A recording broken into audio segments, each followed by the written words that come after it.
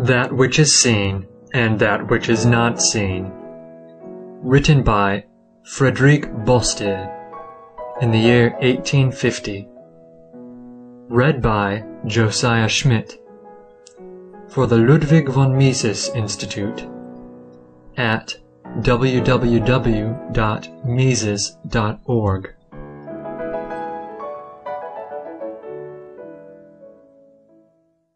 In the Department of Economy, an act, a habit, an institution, a law, gives birth not only to an effect, but to a series of effects. Of these effects, the first only is immediate. It manifests itself simultaneously with its cause. It is seen. The others unfold in succession. They are not seen. It is well for us if they are foreseen. Between a good and a bad economist, this constitutes the whole difference. The one takes account of the visible effect. The other takes account both of the effects which are seen and also of those which it is necessary to foresee. Now this difference is enormous, for it almost always happens that when the immediate consequence is favorable, the ultimate consequences are fatal, and the converse. Hence it follows that the bad economist pursues a small present good, which will be followed by a great evil to come, while the true economist pursues a great good to come, at the risk of a small present evil. In fact, it is the same in the science of health, arts, and in that of morals. It often happens that the sweeter the first fruit of a habit is, the more bitter are the consequences. Take, for example, debauchery, idleness, prodigality. When, therefore, a man absorbed in the effect which is seen has not yet learned to discern those which are not seen, he gives way to fatal habits, not only by inclination, but by calculation. This explains the fatally grievous condition of mankind. Ignorance surrounds its cradle. Then its actions are determined by their first consequences, the only ones which, in its first stage, it can see. It is only in the long run that it learns to take account of the others. It has to learn this lesson from two very different masters, experience and foresight. Experience teaches effectually, but brutally. It makes us acquainted with all the effects of an action, by causing us to feel them.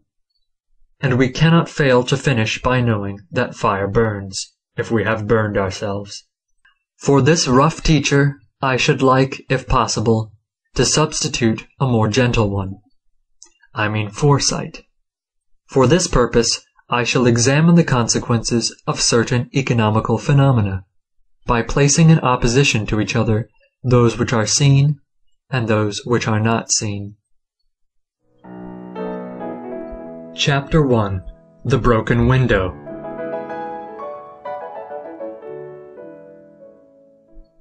Have you ever witnessed the anger of the good shopkeeper James B. when his careless son happened to break a square of glass?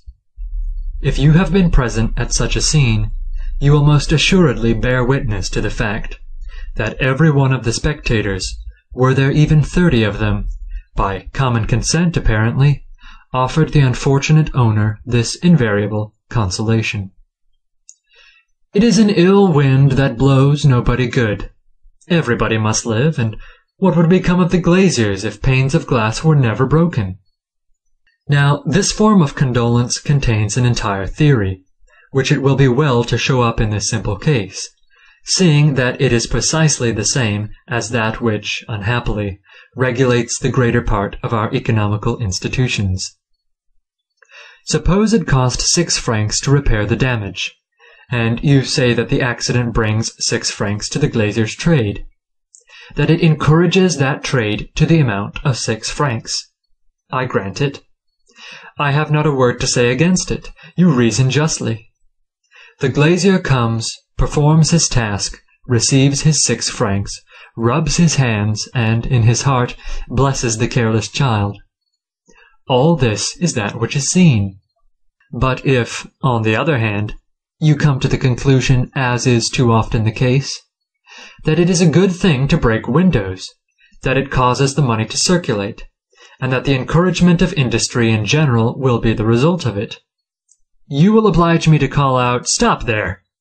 Your theory is confined to that which is seen. It takes no account of that which is not seen." It is not seen that as our shopkeeper has spent 6 francs upon one thing, he cannot spend them upon another. It is not seen that if he had not had a window to replace, he would perhaps have replaced his old shoes, or added another book to his library. In short, he would have employed his 6 francs in some other way, which this accident has prevented. Let us take a view of industry in general as affected by this circumstance. The window being broken, the glazier's trade is encouraged to the amount of 6 francs. This is that which is seen. If the window had not been broken, the shoemaker's trade, or some other, would have been encouraged to the amount of 6 francs. This is that which is not seen.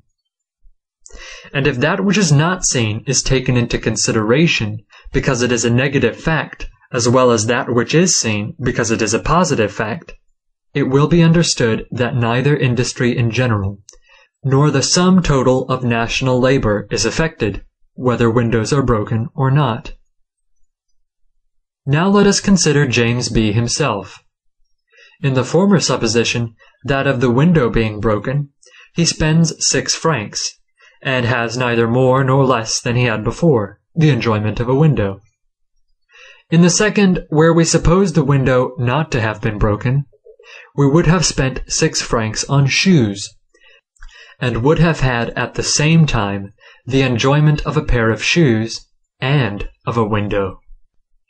Now, as James B. forms a part of society, we must come to the conclusion that, taking it all together, and making an estimate of its enjoyments and its labors, it has lost the value of the broken window.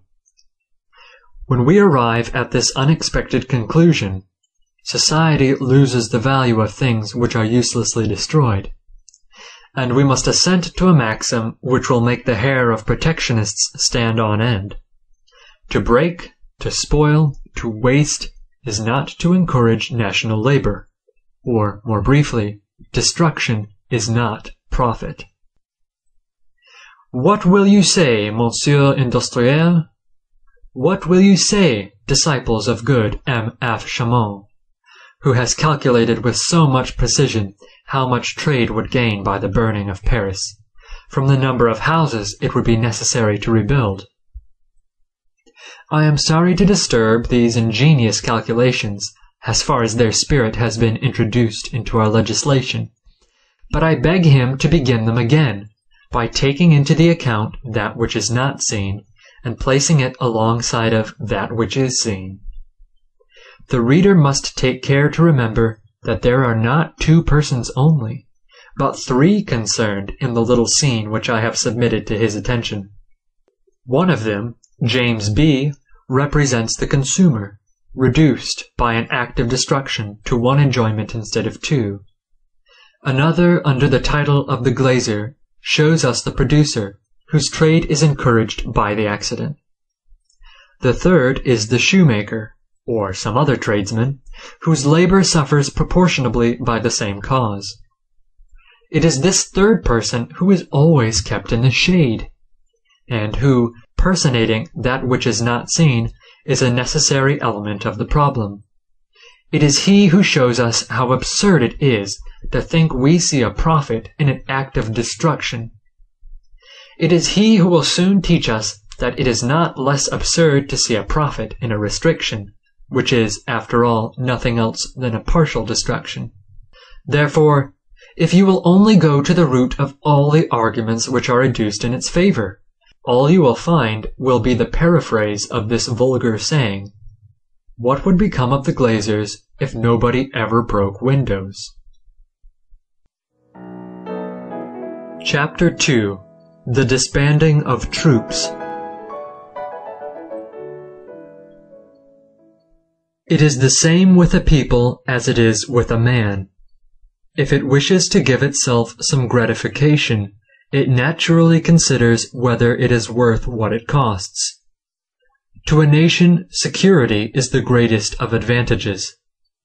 If, in order to obtain it, it is necessary to have an army of 100,000 men, I have nothing to say against it. It is an enjoyment bought by a sacrifice. Let me not be misunderstood upon the extent of my position. A member of the Assembly proposes to disband 100,000 men, for the sake of relieving the taxpayers of 100 millions. If we confine ourselves to this answer, the 100 millions of men and these 100 millions of money are indispensable to the national security, it is a sacrifice, but without this sacrifice, France would be torn by factions or invaded by some foreign power. I have nothing to object to this argument, which may be true or false in fact, but which theoretically contains nothing which militates against economy. The error begins when the sacrifice itself is said to be an advantage because it profits somebody.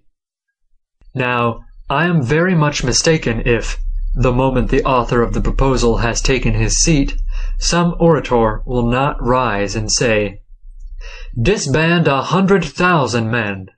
Do you know what you are saying? What will become of them? Where will they get a living? Don't you know that work is scarce everywhere, that every field is overstocked? Would you turn them out of doors to increase competition and weigh upon the rate of wages? Just now, when it is a hard matter to live at all, it would be a pretty thing if the state must find bread for 100,000 individuals. Consider besides that the army consumes wine, clothing, arms, that it promotes the activity of manufactures in garrison towns, that it is, in short, the godsend of innumerable purveyors. Why, anyone must tremble at the bare idea of doing away with this immense industrial movement. This discourse, it is evident, concludes by voting the maintenance of 100,000 soldiers, for reasons drawn from the necessity of the service, and from economical considerations. It is these considerations only that I have to refute. 100,000 men, costing the taxpayers 100 millions of money, live and bring to the purveyors as much as 100 millions can supply. This is that which is seen. But 100 millions taken from the pockets of the taxpayers cease to maintain these taxpayers and the purveyors as far as 100 millions reach. This is that which is not seen. Now make your calculations. Cast up, and tell me what profit there is for the masses. I will tell you where the loss lies, and to simplify it, instead of speaking of 100,000 men and 1 million of money, it shall be of 1 man and 1,000 francs. We will suppose that we are in the village of A. The recruiting sergeants go their round and take off a man. The tax gatherers go their round and take off 1,000 francs. The man and the sum of money are taken to Metz, and the latter is destined to support the former for a year without doing anything. If you consider Metz only, you are quite right. The measure is a very advantageous one. But if you look towards the village of A, you will judge very differently. For, unless you are very blind indeed, you will see that that village has lost a worker, and the 1,000 francs which would remunerate his labor, as well as the activity which by the expenditure of those 1,000 francs it would spread around it. At first sight, there would seem to be some compensation. What took place at the village now takes place at Metz. That is all. But the loss is to be estimated in this way. At the village, a man dug and worked. He was a worker. At Metz, he turns to the right about and to the left about. He is a soldier. The money and the circulation are the same in both cases. But in the one there were 300 days of productive labor. in the other there are 300 days of unproductive labor, supposing, of course, that a part of the army is not indispensable to the public safety. Now suppose the disbanding to take place. You tell me there will be a surplus of 100,000 workers, that competition will be stimulated, and it will reduce the rate of wages. This is what you see. But what you do not see is this. You do not see that to dismiss 100,000 soldiers is not to do away with 1,000,000 of money, but to return it to the taxpayers. You do not see that to throw 100,000 workers on the market is to throw into it, at the same moment, the 100 millions of money needed to pay for their labor. That, consequently, the same act which increases the supply of hands increases also the demand, from which it follows that your fear of a reduction of wages is unfounded. You do not see that, before the disbanding as well as after it, there are in the country 100 millions of money corresponding with the 100,000 men. That the whole difference consists in this. Before the disbanding, the country gave the 100 millions to the 100,000 men for doing nothing, and that after it pays them the same sum for working. You do not see, in short, that when a taxpayer gives his money either to a soldier in exchange for nothing, or to a worker in exchange for something, all the ultimate consequences of the circulation of this money are the same in the two cases. Only in the second case, the taxpayer receives something. In the former case, he receives nothing.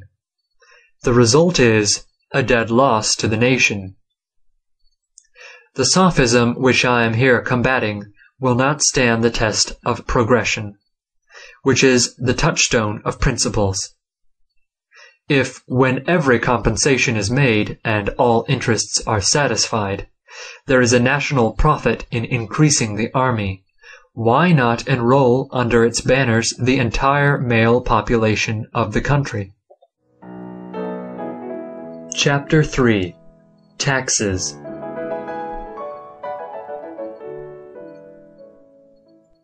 Have you ever chanced to hear it said, "There is no better investment than taxes"? Only see what a number of families it maintains, and consider how it reacts on industry. It is an inexhaustible stream. It is life itself. In order to combat this doctrine, I must refer to my preceding refutation. Political economy knew well enough that its arguments were not so amusing that it could be said of them, "Repetitions, please." It has therefore turned the proverb to its own use, well convinced that, in its mouth, repetitions teach. The advantages which officials advocate are those which are seen. The benefit which accrues to the providers is still that which is seen. This blinds all eyes. But the disadvantages which the taxpayers have to get rid of are those which are not seen, and the injury which results from it to the providers is still that which is not seen, although this ought to be self-evident. When an official spends for his own profit an extra 100 francs, it implies that a taxpayer spends for his profit 100 francs less. But the expense of the official is seen, because the act is performed, while that of the taxpayer is not seen, because, alas, he is prevented from performing it. You compare the nation, perhaps, to a parched tract of land, and the tax to a fertilizing rain. Be it so.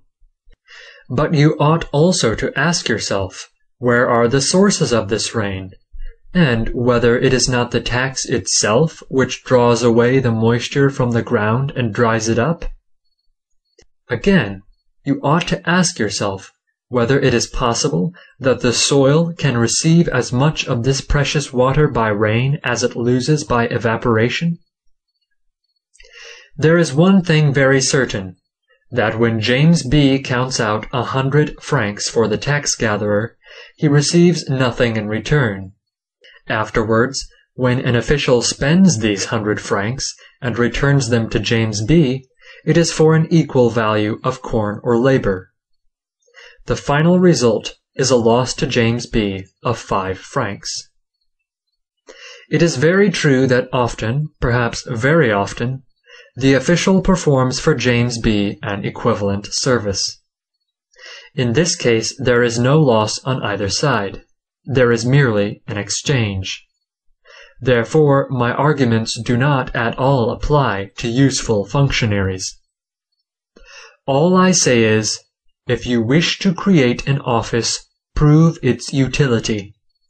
Show that its value to James B. by the services which it performs for him is equal to what it costs him. But, apart from this intrinsic utility, do not bring forward as an argument the benefit which it confers upon the official, his family, and his providers. Do not assert that it encourages labor.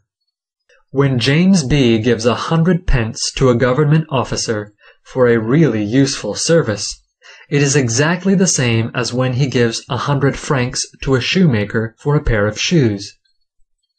But when James B. gives 100 francs to a government officer and receives nothing for them unless it be annoyances, he might as well give them to a thief. It is nonsense to say that the government officer will spend these 100 francs to the great profit of national labor. The thief would do the same, and so would James B., if he had not been stopped on the road by the extra-legal parasite, nor by the lawful sponger. Let us accustom ourselves, then, to avoid judging of things by what is seen only, but to judge of them by that which is not seen. Last year I was on the Committee of Finance, for under the constituency the members of the opposition were not systematically excluded from all the commissions. In that the constituency acted wisely. We have heard M. Thiers say, "I passed my life in opposing the Legitimist party and the priest party. Since the common danger has brought us together, now that I associate with them and know them, and now that we speak face to face, I have found that they are not the monsters I used to imagine them.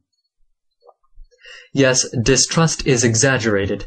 Hatred is fostered among parties who never mix, and if the majority would allow the minority to be present at the commissions, it would perhaps be discovered that the ideas of the different sides are not so far removed from each other, and above all, that their intentions are not so perverse as is supposed.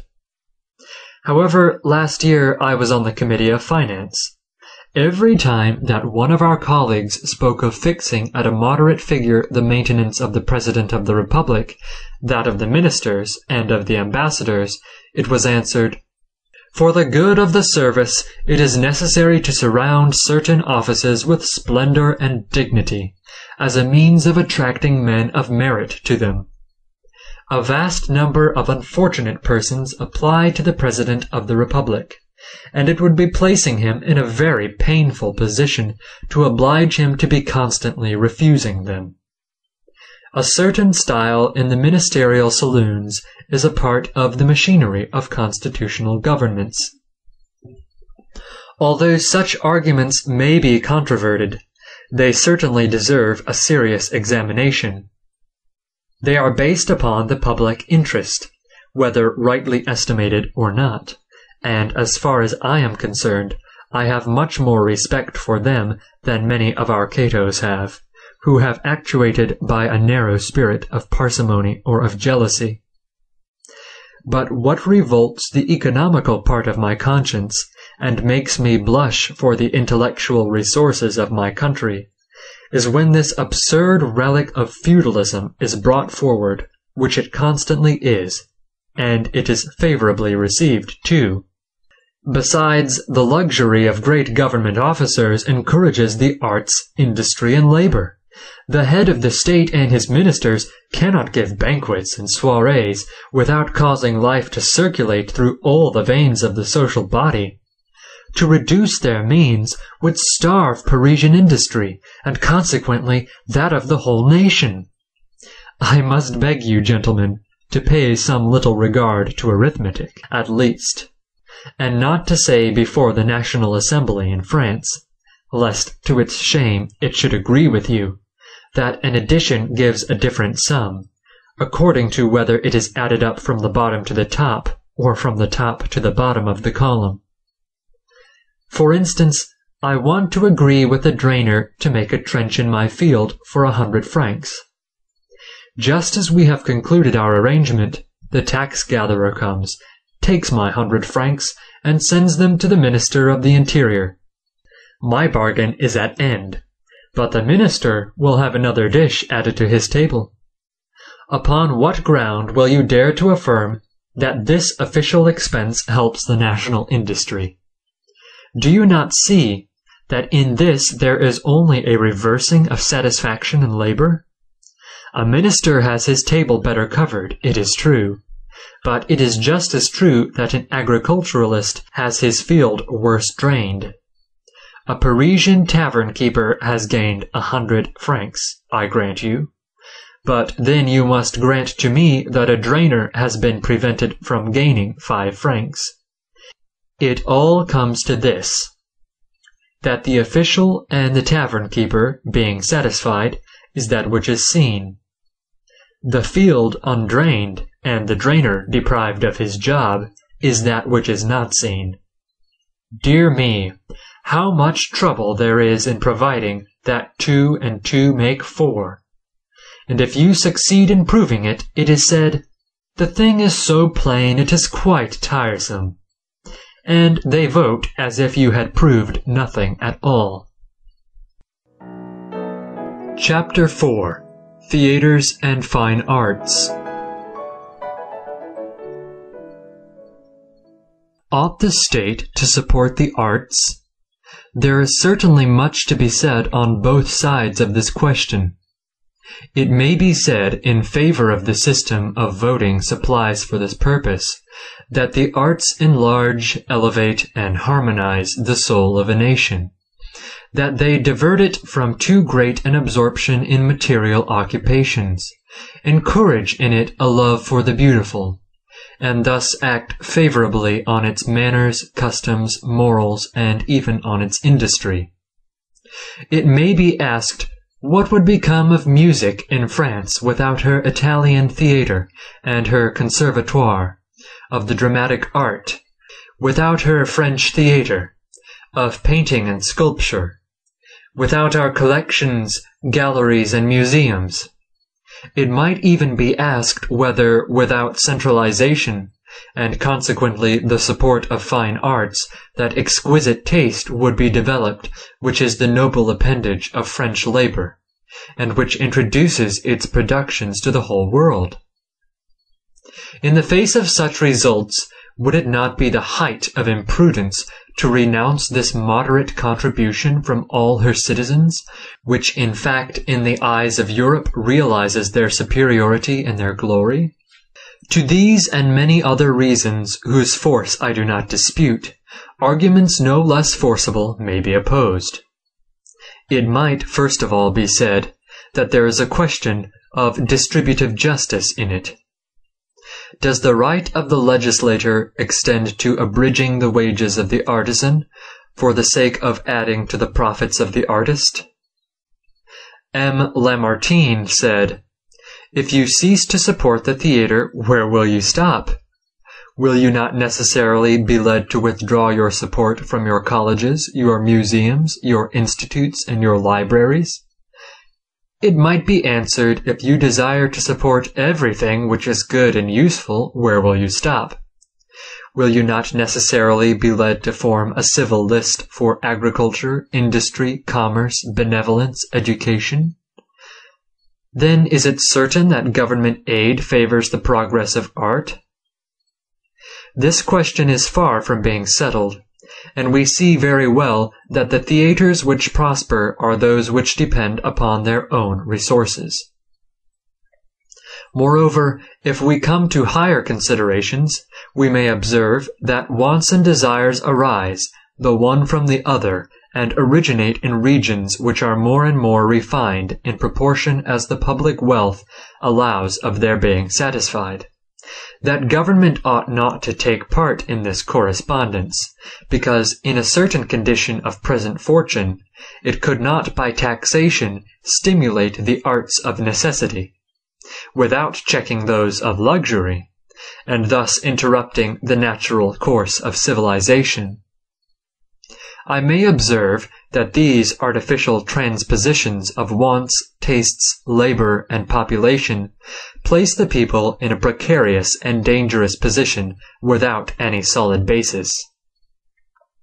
These are some of the reasons alleged by the adversaries of state intervention in what concerns the order in which citizens think their wants and desires should be satisfied, and to which, consequently, their activity should be directed.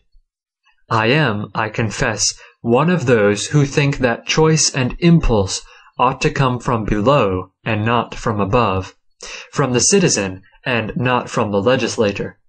And the opposite doctrine appears to me to lend to the destruction of liberty and of human dignity.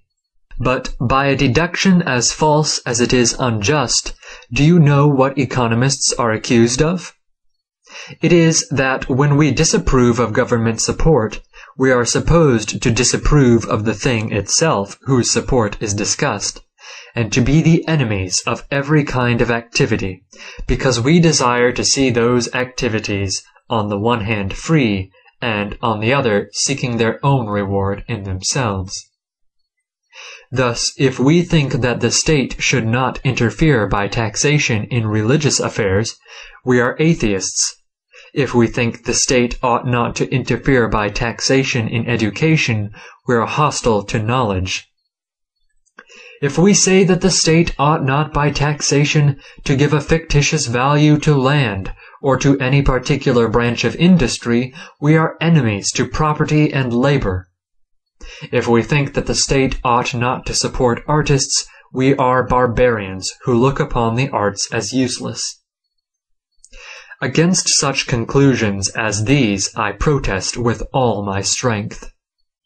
Far from entertaining the absurd idea of doing away with religion, education, property, labor, and the arts, when we say that the state ought to protect the free development of all these kinds of human activity without helping some of them at the expense of others, we think, on the contrary, that all these living powers of society would develop themselves more harmoniously under the influence of liberty, and that, under such an influence, no one of them would, as is now the case, be a source of trouble, of abuses, of tyranny, and disorder.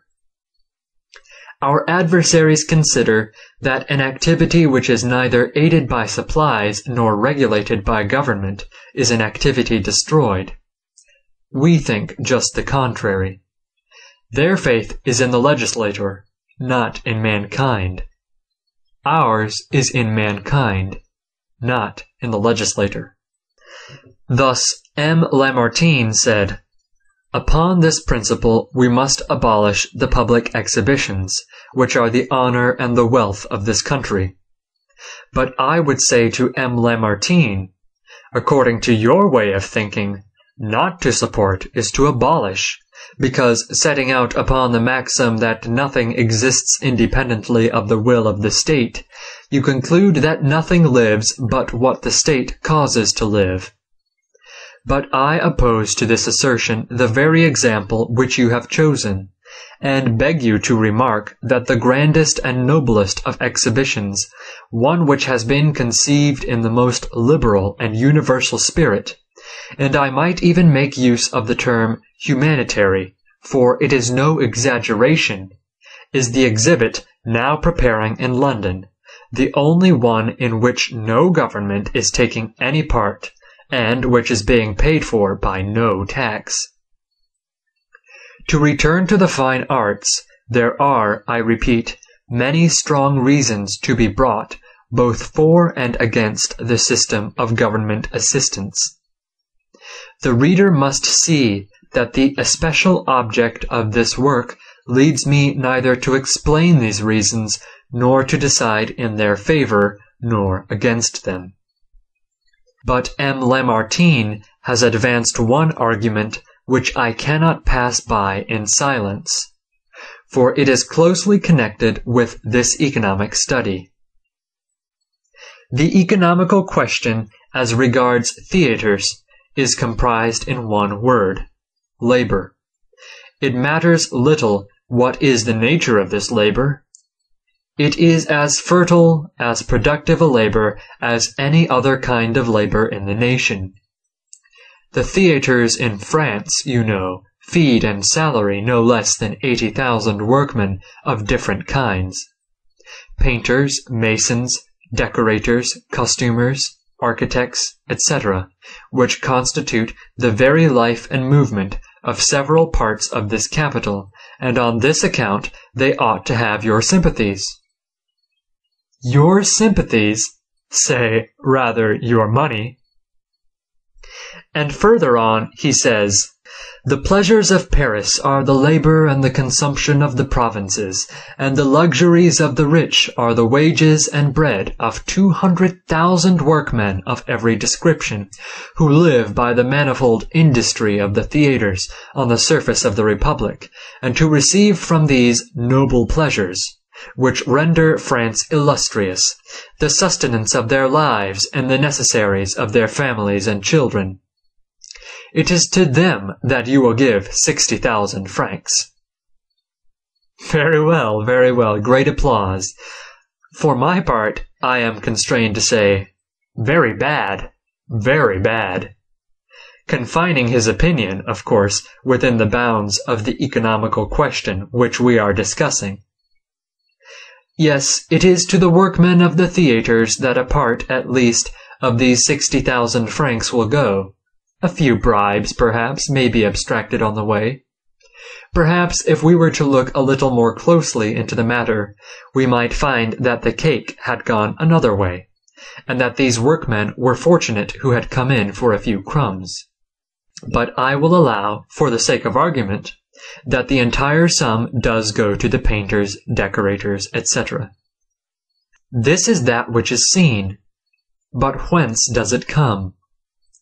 This is the other side of the question, and quite as important as the former. Where do these 60,000 francs spring from?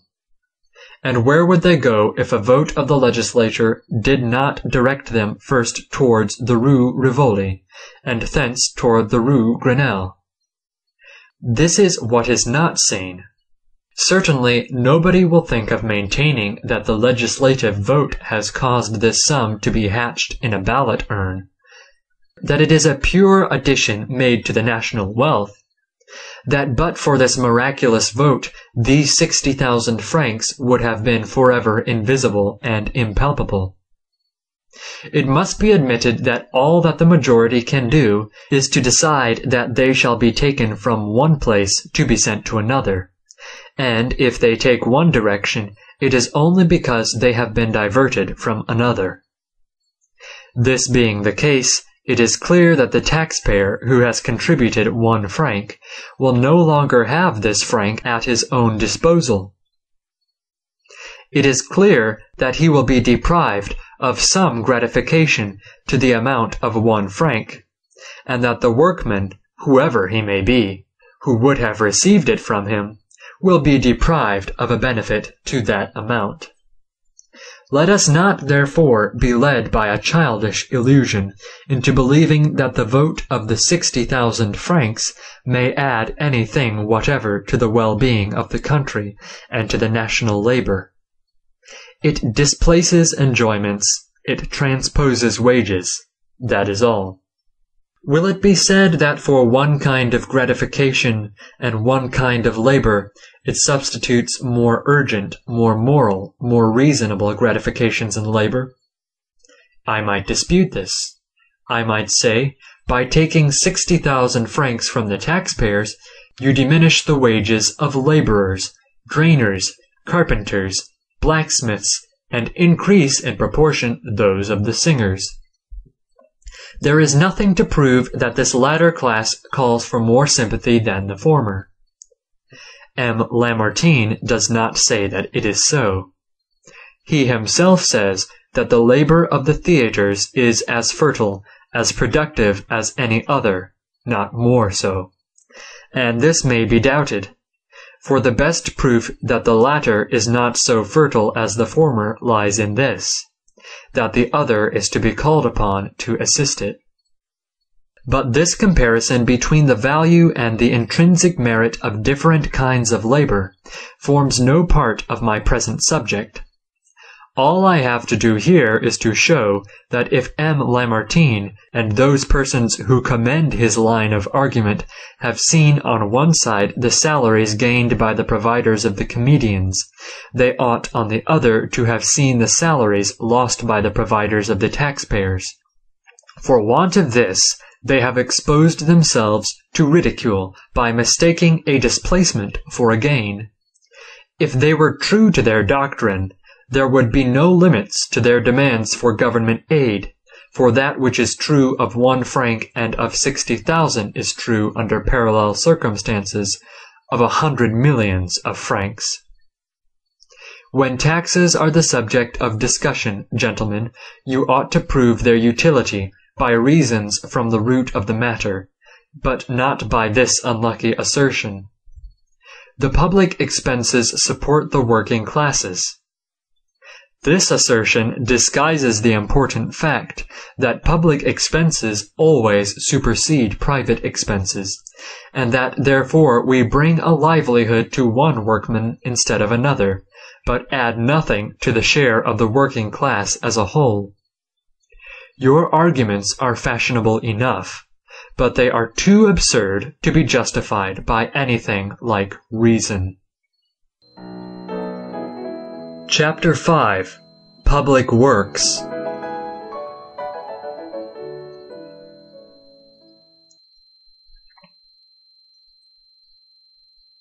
Nothing is more natural than that a nation, after having assured itself that an enterprise will benefit the community, should have it executed by means of a general assessment. But I lose patience, I confess, when I hear this economic blunder advanced in support of such a project. Besides, it will be a means of creating labor for the workmen. The state opens a road, builds a palace, straightens a street, cuts a canal, and so gives work to certain workmen. This is that which is seen. But it deprives certain other workmen of work, and this is that which is not seen.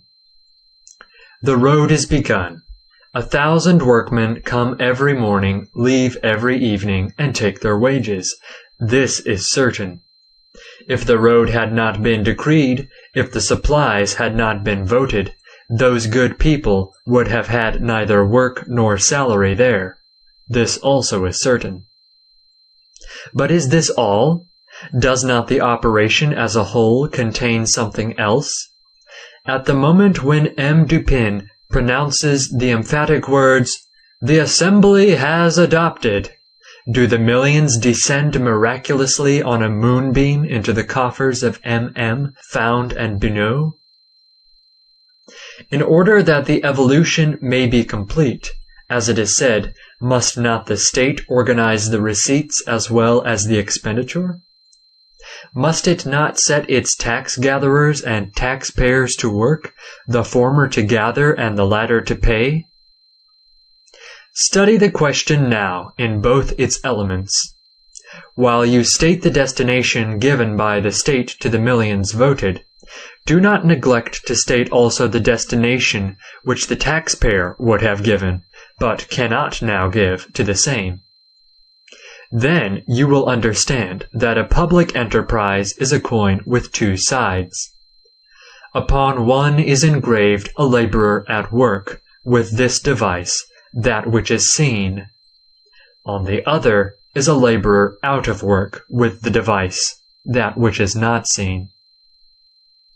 The sophism which this work is intended to refute is the more dangerous when applied to public works, inasmuch as it serves to justify the most wanton enterprises and extravagance. When a railroad or a bridge are of real utility, it is sufficient to mention this utility. But if it does not exist, what do? Recourse is had to this mystification. We must find work for the workmen. Accordingly, orders are given that the drains in the Champ de Mars be made and unmade.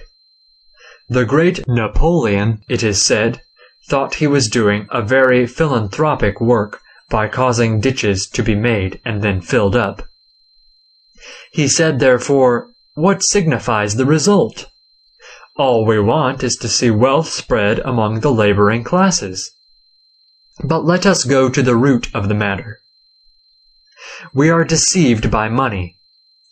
To demand the cooperation of all the citizens in a common work in the form of money is in reality to demand a concurrence in kind, for every one procures by his own labor the sum to which he is taxed. Now, if all the citizens were to be called together and made to execute in conjunction a work useful to all, this would be easily understood. Their reward would be found in the results of the work itself. But after having called them together, if you force them to make roads which no one will pass through, palaces which no one will inhabit, and this under the pretext of finding them work, it would be absurd, and they would have a right to argue, "With this labor we have nothing to do. We prefer working on our own account." A proceeding which consists in making the citizens cooperate in giving money but not labor does not in any way alter the general results. The only thing is that the loss would react upon all parties.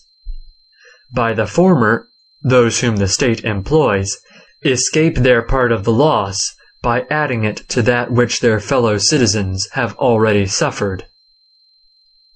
There is an article in our Constitution which says, "Society favors and encourages the development of labor by the establishment of public works by the state, the departments, and the parishes as a means of employing persons who are in want of work." As a temporary measure on any emergency during a hard winter, this interference with the taxpayers may have its use. It acts in the same way as securities. It adds nothing either to labor or to wages, but it takes labor and wages from ordinary times to give them, at a loss it is true, to times of difficulty. As a permanent, general, systematic measure, it is nothing else than a ruinous mystification, an impossibility, which shows a little excited labor which is seen, and bides a great deal of prevented labor which is not seen. Chapter 7. Intermediates. Society is the total of the forced or voluntary services which men perform for each other, that is to say, of public services and private services. The former, imposed and regulated by the law, which it is not always easy to change, even when it is desirable, may survive with it their own usefulness, and still preserve the name of public services, even when they are no longer services at all, but rather public annoyances. The latter belong to the sphere of the will, of individual responsibility. Every one gives and receives what he wishes, and what he can, after a debate. They have always the presumption of real utility, in exact proportion to their comparative value. This is the reason why the former description of services so often becomes stationary, while the latter obey the law of progress. When the exaggerated development of public services, by the waste of strength which it involves, fastens upon society a fatal sycophancy, it is a singular thing that several modern sects, attributing this character to free and private services, are endeavoring to transform professions into functions. These sects violently oppose what they call intermediates. They would gladly suppress the capitalist, the banker, the speculator, the projector, the merchant, and the trader, accusing them of interposing between production and consumption to extort from both without giving either anything in return. Or rather, they would transfer to the state the work which they accomplish, for this work cannot be suppressed. The sophism of the socialists on this point is showing to the public what it pays to the intermediates in exchange for their services, and concealing from it what is necessary to be paid to the state. Here is the usual conflict between what is before our eyes and what is perceptible to the mind only, between what is seen and what is not seen. It was at the time of the Scarcity in 1847 that the socialist schools attempted and succeeded in popularizing their fatal theory. They knew very well that the most absurd notions have always a chance with people who are suffering. Malisueta fames. Therefore, by the help of the fine words trafficking in men by men, speculation on hunger, monopoly, they began to blacken commerce and to cast a veil over its benefits.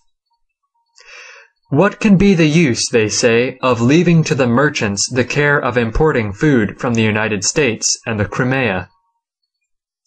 Why do not the state, the departments, and the towns organize a service for provisions and a magazine for stores? They would sell at a return price, and the people, poor things, would be exempted from the tribute which they pay to free, that is, to egotistical, individual, and anarchical commerce. The tribute paid by the people to commerce is that which is seen. The tribute which the people would pay to the state or to its agents in the socialist system is what is not seen. In what does this pretended tribute which the people pay to commerce consist? In this, that two men render each other a mutual service, in all freedom, and under the pressure of competition and reduced prices. When the hungry stomach is at Paris, and corn which can satisfy it is at Odessa, the suffering cannot cease till the corn is brought into contact with the stomach. There are three means by which this contact may be effected. First, the famished men may go themselves and fetch the corn. Second, they may leave this task to those whose trade it belongs. Third, they may club together and give the office in charge to public functionaries. Which of these three methods possesses the greatest advantages? In every time, in all countries, and the more free, enlightened, and experienced they are, men have voluntarily chosen the second. I confess that this is sufficient, in my opinion, to justify this choice. I cannot believe that mankind, as a whole, is deceiving itself upon a point which touches it so nearly. But let us consider the subject. For 36 millions of citizens to go and fetch the corn they want from Odessa is a manifest impossibility. The first means, then, goes for nothing. The consumers cannot act for themselves. They must, of necessity, have recourse to intermediates, officials, or agents. But observe that the first of these three means would be the most natural. In reality, the hungry man has to fetch his corn. It is a task which concerns himself, a service due to himself. If another person, on whatever ground, performs this service for him, takes the task upon himself, this latter has a claim upon him for a compensation. I mean by this to say that intermediates contain in themselves the principle of remuneration. However that may be, since we must refer to what the socialists call a parasite, I would ask, which of the two is the most exacting parasite, the merchant or the official? Commerce, free, of course, otherwise I could not reason upon it.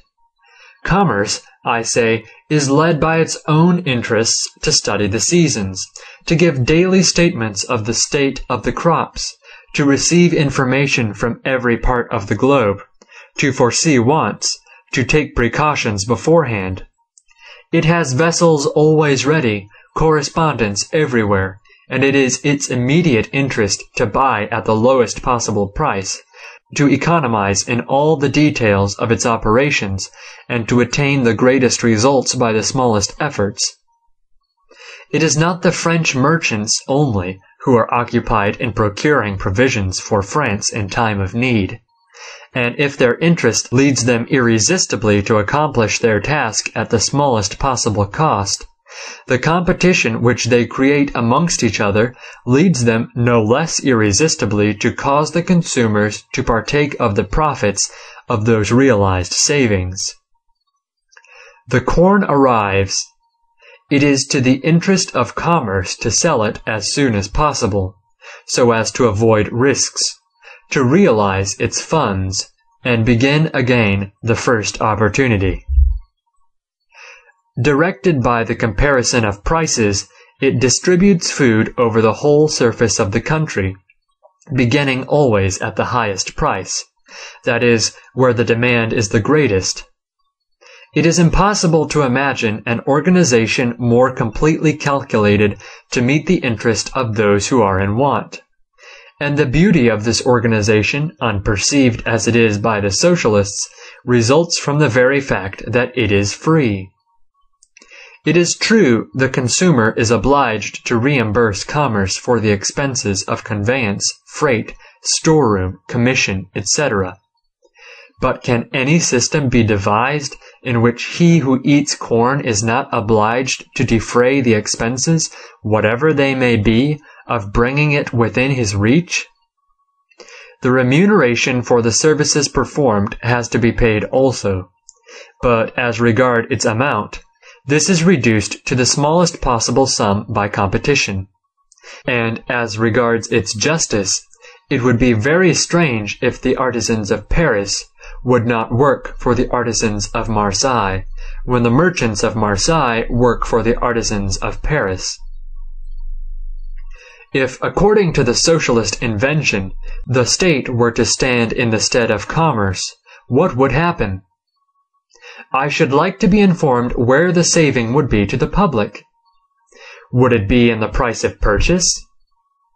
Imagine the delegates of 40,000 parishes arriving at Odessa on a given day, and on the day of need, imagine the effect on prices.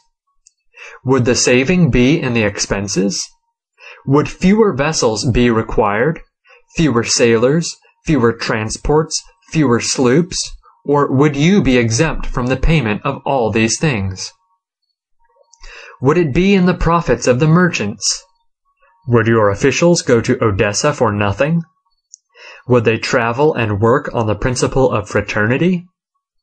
Must they not live? Must they not be paid for their time? And do you believe that these expenses would not exceed 1,000 times the 2 or 3% which the merchant gains at the rate at which he is ready to treat? And then consider the difficulty of levying so many taxes, and of dividing so much food. Think of the injustice, of the abuses inseparable for such an enterprise. Think of the responsibility which would weigh upon the government. The socialists who have invented these follies, and who, in the days of distress, have introduced them into the minds of the masses, take to themselves literally the title of advanced men. And it is not without some danger that custom, that tyrant of tongues, authorizes the term, and the sentiment which it involves. Advanced! This supposes that these gentlemen can see further than the common people, that their only fault is that they are too much in advance of their age, and if the time is not yet come for suppressing certain free services, pretended parasites, the fault is to be attributed to the public, which is in the rear of socialism. I say, from my soul and my conscience, the reverse is the truth. And I know not to what barbarous age we should have to go back, if we would find the level of socialist knowledge on this subject. These modern sectarians incessantly oppose association to actual society. They overlook the fact that society, under a free regulation, is a true association, far superior to any of those which proceed from their fertile imaginations. Let me illustrate this by an example. Before a man, when he gets up in the morning, can put on a coat, ground must have been enclosed, broken up, drained, tilled, and sown with a particular kind of plant. Flocks must have been fed, and have given their wool. This wool must have been spun, woven, dyed, and converted into cloth. This cloth must have been cut, sewed, and made into a garment. And this series of operations implies a number of others.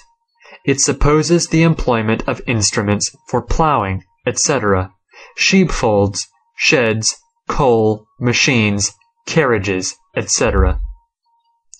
If society were not a perfectly real association, a person who wanted a coat would be reduced to the necessity of working in solitude, that is, of performing for himself the innumerable parts of this series, from the first stroke of the pickaxe to the last stitch which concludes the work. But, thanks to the sociability which is the distinguishing character of our race, these operations are distributed amongst a multitude of workers, and they are further subdivided for the common good to an extent that, as the consumption becomes more active, one single operation is able to support a new trade. Then comes the division of the profits, which operates according to the contingent value which each has brought to the entire work. If this is not association, I should like to know what is. Observe that as no one of these workers has obtained the smallest particle of matter from nothingness, they are confined to performing for each other mutual services, and to helping each other in a common object, and that all may be considered with respect to others intermediates. If, for instance, in the course of the operation, the conveyance becomes important enough to occupy one person, the spinning another, the weaving another, why should the first be considered a parasite more than the other two? The conveyance must be made, must it not? Does not he who performs it devote to it his time and trouble? And by so doing, does he not spare that of his colleagues? Do these do more or other than this for him? Are they not equally dependent for remuneration, that is, for the division of the produce, upon the law of reduced price? Is it not in all liberty, for the common good, that these arrangements are entered into? What do we want with a socialist, then, who, under pretense of organizing for us, comes despotically to break up our voluntary arrangements, to check the division of labor, to substitute isolated efforts for combined ones, and to send civilization back? Is association as I describe it here in itself less association, because everyone enters and leaves it freely, chooses his place in it, judges and bargains for himself on his own responsibility, and brings with him the spring and warrant of personal interest? That it may deserve this name, it is necessary that a pretended reformer should come and impose upon us his plan and his will, and, as it were, to concentrate mankind in himself? The more we examine these advanced schools, the more do we become convinced that there is but one thing at the root of them: ignorance proclaiming itself infallible, and claiming despotism in the name of this infallibility. I hope the reader will excuse this digression. It may not be altogether useless at a time when declamations springing from Saint Simonian, Phalansterian, and Icarian books are invoking the press and the tribune, and which seriously threaten the liberty of labor and commercial transactions. Chapter 7. Restrictions. M. prohibant, it was not I who gave him this name, but M. Charles Dupin, devoted his time and capital to converting the ore found on his land into iron. As nature had been more lavish toward the Belgians, they furnished the French with iron cheaper than M. Prohibant, which means that all the French, or France, could obtain a given quality of iron with less labor by buying it of the honest Flemings. Therefore, guided by their own interest, they did not fail to do so, and every day there might be seen a multitude of nailsmiths, blacksmiths, cartwrights, machinists, farriers, and laborers going themselves or sending intermediates to supply themselves in Belgium. This displeased M. Prohibant exceedingly. At first it occurred to him to put an end to this abuse by his own efforts. It was the least he could do, for he was the only sufferer. "I will take my carbine," said he. "I will put 4 pistols into my belt. I will fill my cartridge box. I will gird on my sword, and go thus equipped to the frontier. There, the first blacksmith, nailsmith, farrier, machinist, or locksmith who presents himself to do his own business and not mine, I will kill, to teach him how to live." At the moment of starting, M. Prohibant made a few reflections which calmed down his warlike ardor a little. He said to himself, "In the first place, it is not absolutely impossible that the purchasers of iron, my countrymen and enemies, should take the thing ill, and instead of letting me kill him, should kill me instead. And then, even were I to call out all my servants, we should not be able to defeat the passages. In short, this proceeding would cost me very dear, much more so than the result would be worth." M. Prohibant was on the point of resigning himself to his sad fate, that of being only as free as the rest of the world, when a ray of light darted across his brain. He recollected that at Paris there is a great manufactory of laws. "What is a law?" said he to himself. "It is a measure to which, when once it is decreed, be it good or bad, everybody is bound to conform. For the execution of the same, a public force is organized, and to constitute the said public force, men and money are drawn from the nation. If, then, I could only get the great Parisian manufactory to pass a little law, Belgian iron is prohibited, I should obtain the following results. The government would replace the few valets that I was going to send to the frontier by 20,000 of the sons of those refractory blacksmiths, farmers, artisans, machinists, locksmiths, nailsmiths, and laborers. Then, to keep these 20,000 custom-house officers in health and good humor, it would distribute amongst them 25 million of francs taken from these blacksmiths, nailsmiths, artisans, and laborers. They would guard the frontier much better, would cost me nothing.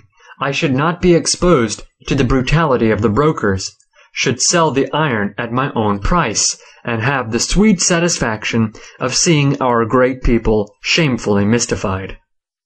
That would teach them to proclaim themselves perpetually the harbingers and promoters of progress in Europe. Oh, it would be a capital joke, and deserves to be tried." So M. Prohibant went to the law manufactory. Another time, perhaps, I shall relate the story of his underhand dealings, but now I shall merely mention his visible proceedings. He brought the following consideration before the view of the legislating gentlemen. Belgian iron is sold in France at 10 francs, which obliges me to sell mine at the same price. I should like to sell at 15, but cannot do so on account of this Belgian iron, which I wish was at the bottom of the Red Sea. I beg you will make a law that no more Belgian iron shall enter France. Immediately I will raise my price 5 francs, and these are the consequences. For every 100 weight of iron that I shall deliver to the public, I shall receive 15 francs instead of 10. I shall grow rich more rapidly, extend my traffic, and employ more workmen. My workmen and I shall spend much more freely to the great advantage of our tradesmen for miles around. These latter, having more custom, will furnish more employment to trade, and activity on both sides will increase in the country. This fortunate piece of money, which you will drop into my strong-box, will, like a stone thrown into a lake, give birth to an infinite number of concentric circles. Charmed with his discourse, delighted to learn that it is so easy to promote, by legislating, the prosperity of a people, the lawmakers voted the restriction. Talk of labor and economy, they said. What is the use of these painful means of increasing the national wealth, when all that is wanted for this object is a decree? And, in fact, the law produced all the consequences announced by M. Prohibant. The only thing was, it produced others which he had not foreseen. To do him justice, his reasoning was not false, but only incomplete. In endeavoring to obtain a privilege, he had taken cognizance of the effects which are seen, leaving in the background those which are not seen. He had pointed out only 2 personages, whereas there are 3 concerned in the affair. It is for us to supply this involuntary or premeditated omission. It is true, the crown piece, thus directed by law into M. Prohibant's strong-box, is advantageous to him and those whose labor it would encourage. And if the act had caused the crown piece to descend from the moon, these good effects would not have been counterbalanced by any corresponding evils. Unfortunately, the mysterious piece of money does not come from the moon, but from the pocket of a blacksmith, or a nailsmith, or a cartwright, or a farrier, or a laborer, or a shipwright. In a word, from James B., who gives it now without receiving a grain more of iron than when he was paying 10 francs. Thus, we can see at a glance that this very much alters the state of the case, for it is very evident that M. Prohibant's profit is compensated by James B.'s loss, and all that M. Prohibant can do with a crown piece for the encouragement of national labor, James B. might have done himself. The stone has only been thrown upon one part of the lake, because the law has prevented it from being thrown upon another. Therefore, that which is not seen supersedes that which is seen, and at this point there remains, as the residue of the operation, a piece of injustice, and, sad to say, a piece of injustice perpetrated by the law. This is not all. I have said that there is always a 3rd person left in the background. I must now bring him forward, that he may reveal to us a second loss of 5 francs. Then we shall have the entire results of the transaction. James B. is the possessor of 15 francs, the fruit of his labor. He is now free. What does he do with his 15 francs? He purchases some article of fashion for 10 francs, and with it he pays, or the intermediate pay for him, for the 100-weight of Belgian iron. After this he has 5 francs left. He does not throw them into the river, but, and this is what is not seen, he gives them to some tradesman in exchange for some enjoyment. To a bookseller, for instance, for Bossuet's Discourse on Universal History. Thus, as far as national labor is concerned, it is encouraged to the amount of 15 francs. These 10 francs for the Paris article, 5 francs to the bookselling trade.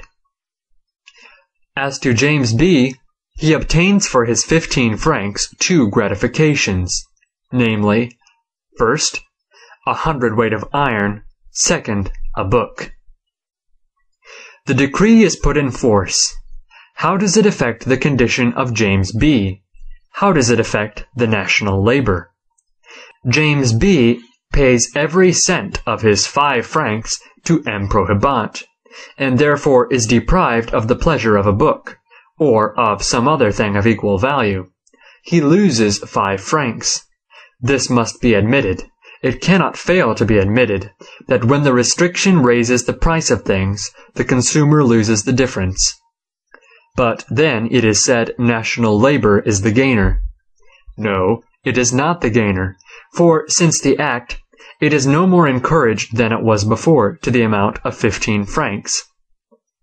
The only thing is that, since the act, the 15 francs of James B. go to the metal trade, while before it was put in force, they were divided between the milliner and the bookseller. The violence used by M. Prohibant on the frontier, or that which he causes to be used by the law, may be judged very differently in a moral point of view. Some persons consider that plunder is perfectly justifiable, if only sanctioned by law. But for myself, I cannot imagine anything more aggravating. However it may be, the economical results are the same in both cases. Look at the thing as you will, but if you are impartial, you will see that no good can come of legal or illegal plunder. We do not deny that it affords M. Prohibant, or his trade, or, if you will, national industry, a profit of 5 francs. But we affirm that it causes 2 losses. One to James B., who pays 15 francs where he otherwise would have paid 10. The other to national industry, which does not receive the difference.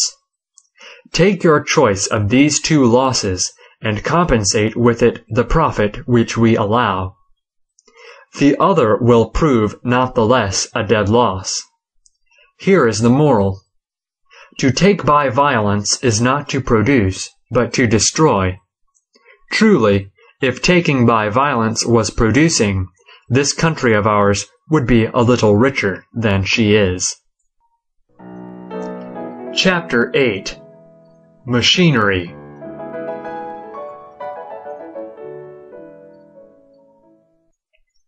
A curse on machines! Every year, their increasing power devotes millions of workmen to pauperism by depriving them of work and therefore of wages and bread. A curse on machines!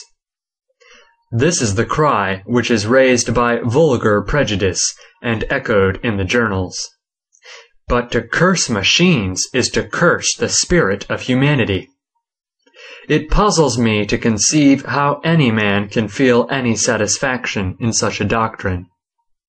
For, if true, what is its inevitable consequence?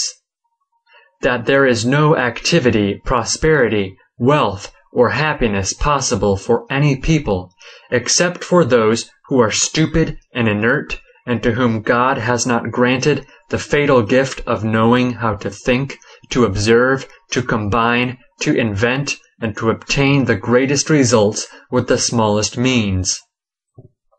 On the contrary, rags, mean huts, poverty, and inanition are the inevitable lot of every nation which seeks and finds in iron, fire, wind, electricity, magnetism, the laws of chemistry and mechanics, in a word, in the powers of nature, an assistance to its natural powers.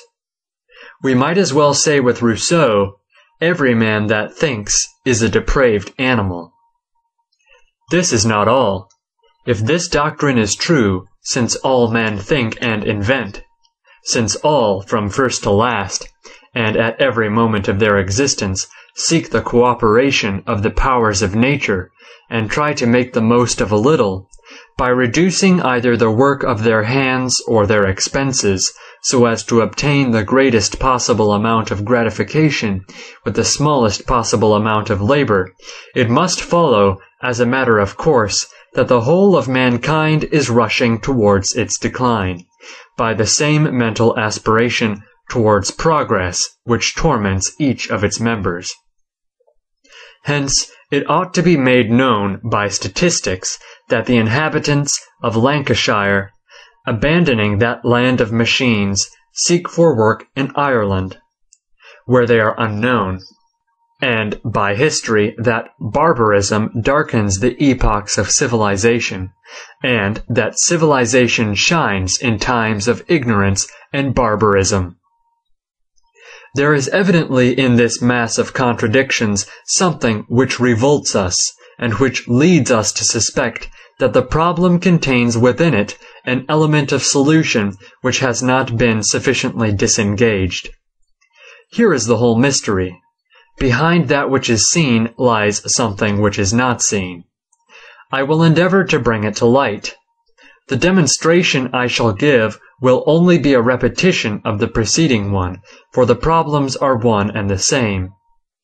Men have a natural propensity to make the best bargain they can when not prevented by an opposing force. That is, they like to obtain as much as they possibly can for their labor, whether the advantage is obtained from a foreign producer or a skillful mechanical producer.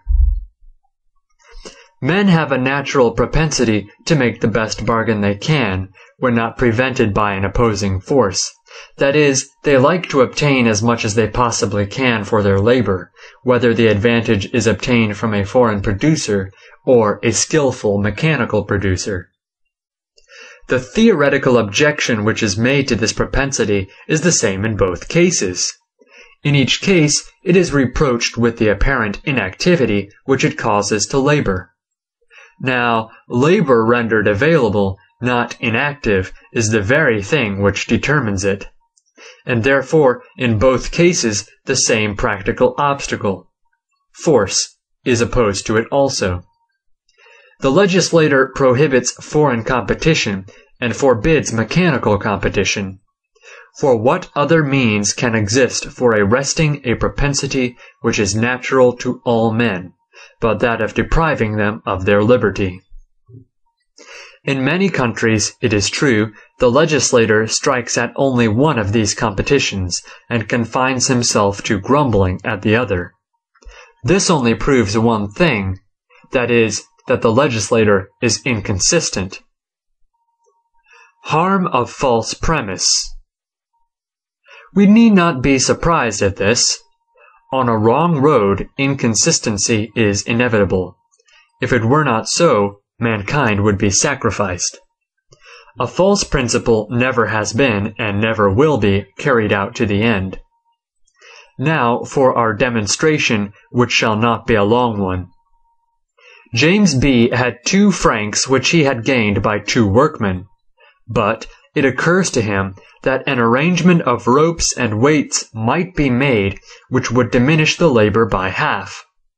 Thus he obtains the same advantage, saves a franc, and discharges a workman.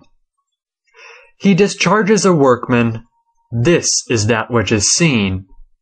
And seeing this only, it is said, "See how misery attends civilization. This is the way that liberty is fatal to equality. The human mind has made a conquest, and immediately a workman is cast into the gulf of pauperism. James B. may possibly employ the 2 workmen, but then he will give them only half their wages, for they will compete with each other and offer themselves at the lowest price. Thus, the rich are always growing richer, and the poor poorer. Society wants remodeling." A very fine conclusion, and worthy of the preamble. Happily, preamble and conclusion are both false, because behind the half of the phenomenon which is seen lies the other half which is not seen. The franc saved by James B. is not seen. No more are the necessary effects of this saving. Since, in consequence of his invention, James B. spends only 1 franc on hand labor in the pursuit of a determined advantage, another franc remains to him. If, then, there is in the world of workmen with unemployed arms, there is also in the world a capitalist with an unemployed franc. These 2 elements meet and combine, and it is as clear as daylight that between the supply and demand of labor and between the supply and demand of wages, the relation is in no way changed. The invention and the workman paid with the 1st franc now perform the work which was formerly accomplished by 2 workmen. The 2nd workman, paid with the 2nd franc, realizes a new kind of work. What is the change, then, which has taken place? An additional national advantage has been gained. In other words, the invention is a gratuitous triumph. a gratuitous profit for mankind. From the forms which I have given to my demonstration, the following inference might be drawn. It is the capitalist who reaps all the advantage from machinery.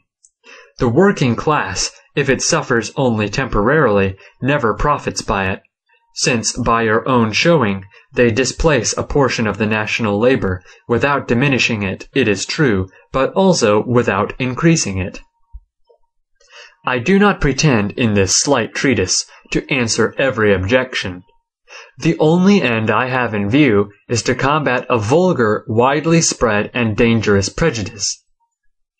I want to prove that a new machine only causes the discharge of a certain number of hands when the remuneration which pays them as abstracted by force. These hands and this remuneration would combine to produce what it was impossible to produce before the invention, whence it follows that the final result is an increase of advantages for equal labor. Who is the gainer by these additional advantages? First, it is true, the capitalist, the inventor, the first who succeeds in using the machine, and this is the reward of his genius and his courage. In this case, as we have just seen, he effects a saving upon the expense of production, which, in whatever way it may be spent, and it always is spent, employs exactly as many hands as the machine causes to be dismissed. But soon competition obliges him to lower his prices in proportion to the saving itself, and then it is no longer the inventor who reaps the benefit of the invention. It is the purchaser of what is produced, the consumer, the public, including the workman, in a word, mankind. And that which is not seen is that the saving thus procured for all consumers creates a fund whence wages may be supplied, and which replaces that which the machine has exhausted. Thus, to recur to the forementioned example, James B. obtains a profit by spending 2 francs in wages. Thanks to his invention, the hand labor costs him only 1 franc. So long as he sells the thing produced at the same price, he employs 1 workman less in producing this particular thing, and that is what is seen. But there is an additional workman employed by the franc which James B. has saved. This is that which is not seen. When, by the natural progress of things, James B. is obliged to lower the price of the thing produced by 1 franc, then he no longer realizes a saving. Then he has no longer a franc to dispose of, to procure for the national labor a new production. But then another gainer takes his place, and this gainer is mankind. Whoever buys the thing he has produced pays a franc less, and necessarily adds this saving to the fund of wages, and this again is what is not seen. Another solution, founded upon facts, has been given of this problem of machinery. It was said, machinery reduces the expense of production and lowers the price of the thing produced. The reduction of the profit causes an increase of consumption, which necessitates an increase of production, and finally, the introduction of as many workmen or more after the invention as were necessary before it. As a proof of this, printing, weaving, etc. are instanced. This demonstration is not a scientific one. It would lead us to conclude that if the consumption of the particular production of which we are speaking remains stationary or nearly so, machinery must injure labor. This is not the case. Suppose that in a certain country all the people wore hats. If by machinery the price could be reduced half, it would not necessarily follow that the consumption would be doubled. Would you say that in this case a portion of the national labor has been paralyzed? Yes, according to the vulgar demonstration, but according to mine, no.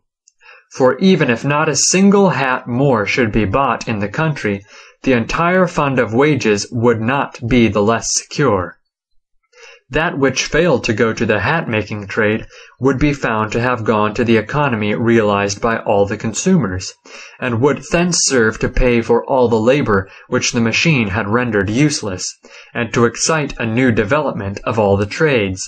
And thus it is that things go on. I have known newspapers to cost 80 francs. Now we pay 48. Here is a saving of 32 francs to the subscribers. It is not certain, or at least necessary, that the 32 francs should take the direction of the journalist trade.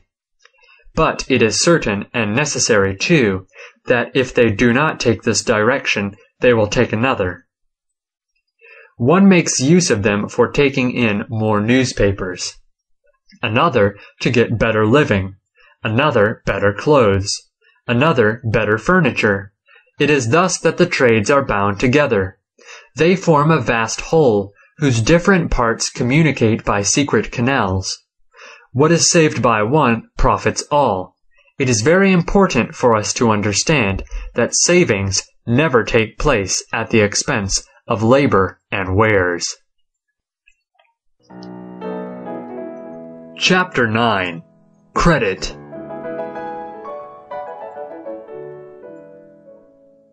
In all times, but more especially of late years, attempts have been made to extend wealth by the extension of credit. I believe it is no exaggeration to say that since the Revolution of February, the Parisian presses have issued more than 10,000 pamphlets, crying up this solution of the social problem. The only basis, alas, of this solution is an optical delusion, if indeed an optical delusion can be called a basis at all. The first thing done is to confuse cash with produce, then paper money with cash, and from these two confusions it is pretended that a reality can be drawn. It is absolutely necessary in this question to forget money, coin, bills, and the other instruments by means of which productions pass from hand to hand. Our business is with the productions themselves, which are the real objects of the loan. For when a farmer borrows 50 francs to buy a plough, it is not in reality the 50 francs which are lent to him, but the plough. And when a merchant borrows 20,000 francs to purchase a house, it is not the 20,000 francs which he owes, but the house. Money only appears for the sake of facilitating the arrangements between the parties. Peter may not be disposed to lend his plough, but James may be willing to lend his money. What does William do in this case? He borrows money of James, and with this money he buys the plough of Peter. But in point of fact, no one borrows money for the sake of the money itself. Money is only the medium by which to obtain possession of productions. Now, it is impossible in any country to transmit from one person to another more productions than that country contains. Whatever may be the amount of cash and of paper which is in circulation, the whole of the borrowers cannot receive more ploughs, houses, tools, and supplies of raw material than the lenders altogether can furnish. For we must take care not to forget that every borrower supposes a lender, and that what is once borrowed implies a loan. This granted, what advantage is there in institutions of credit? It is that they facilitate, between borrowers and lenders, the means of finding and treating with each other. But it is not in their power to cause an instantaneous increase of the things to be borrowed and lent. And yet they ought to be able to do so, if the aim of the reformers is to be attained, since they aspire to nothing less than to place ploughs, houses, tools, and provisions in the hands of all those who desire them. And how do they intend to effect this? By making the state security for the loan. Let us try and fathom the subject, for it contains something which is seen and also something which is not seen. We must endeavor to look at both. We will suppose that there is but one plough in the world, and that 2 farmers apply for it. Peter is the possessor of the only plough which is to be had in France. John and James wish to borrow it. John, by his honesty, his property, and good reputation, offers security. He inspires confidence. He has credit. James inspires little or no confidence. It naturally happens that Peter lends his plough to John. But now, according to the socialist plan, the state interferes and says to Peter, "Lend your plough to James. I will be security for its return, and this security will be better than that of John, for he has no one to be responsible for him but himself. And I, although it is true that I have nothing, dispose of the fortune of the taxpayers, and it is with their money that, in case of need, I shall pay you the principal and interest." Consequently, Peter lends his plough to James. This is what is seen. And the socialists rub their hands and say, "See how well our plan has answered. Thanks to the intervention of the state, poor James has a plough. He will no longer be obliged to dig the ground. He is on the road to make a fortune. It is a good thing for him, and an advantage to the nation as a whole." Indeed, gentlemen, it is no such thing. It is no advantage to the nation, for there is something behind which is not seen. It is not seen that the plough is in the hands of James, only because it is not in those of John. It is not seen that if James farms instead of digging, John will be reduced to the necessity of digging instead of farming. That, consequently, what was considered an increase of loan is nothing but a displacement of loan. Besides, it is not seen that this displacement implies 2 acts of deep injustice. It is an injustice to John, who, after having deserved and obtained credit by his honesty and activity, sees himself robbed of it. It is an injustice to the taxpayers, who are made to pay a debt which is no concern of theirs. Will anyone say that government offers the same facilities to John as it does to James? But as there is only one plough to be had, 2 cannot be lent. The argument always maintains that, thanks to the intervention of the state, more will be borrowed than there are things to be lent. For the plough represents here the bulk of available capitals. It is true, I have reduced the operation to the most simple expression of it. But if you submit the most complicated government institutions of credit to the same test, you will be convinced that they can have but one result, viz., to displace credit, not to augment it. In one country and in a given time, there is only a certain amount of capital available, and all are employed. In guaranteeing the non-payers, the state may, indeed, increase the number of borrowers, and thus raise the rate of interest, always to the prejudice of the taxpayer. But it has no power to increase the number of lenders and the importance of the total of the loans. There is one conclusion, however, which I would not for the world be suspected of drawing. I say that the law ought not to favor, artificially, the power of borrowing, but I do not say that it ought not to restrain them artificially. If, in our system of mortgage, or in any other, there be obstacles to the diffusion of the application of credit, let them be got rid of. Nothing can be better or more just than this. But this is all which is consistent with liberty, and it is all that any who are worthy of the name of reformers will ask. Chapter 10. Algeria. Here are 4 orators disputing for the platform. First, all the 4 speak at once. Then they speak one after the other. What have they said?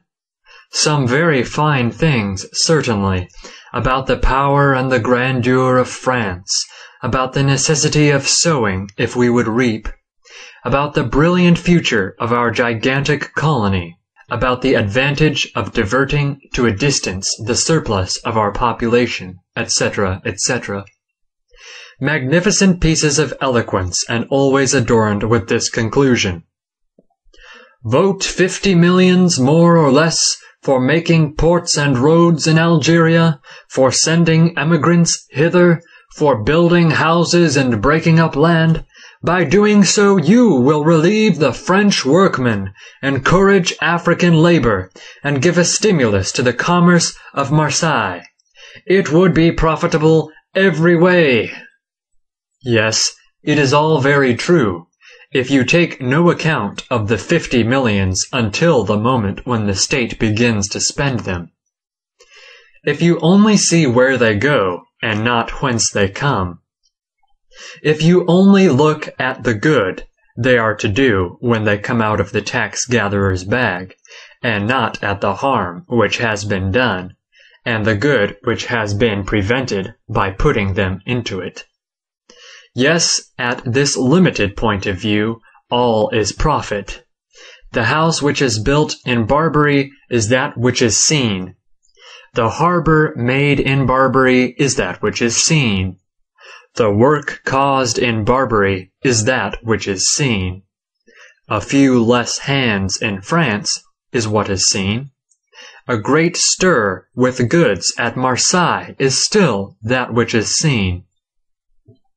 But besides all this, there is something which is not seen.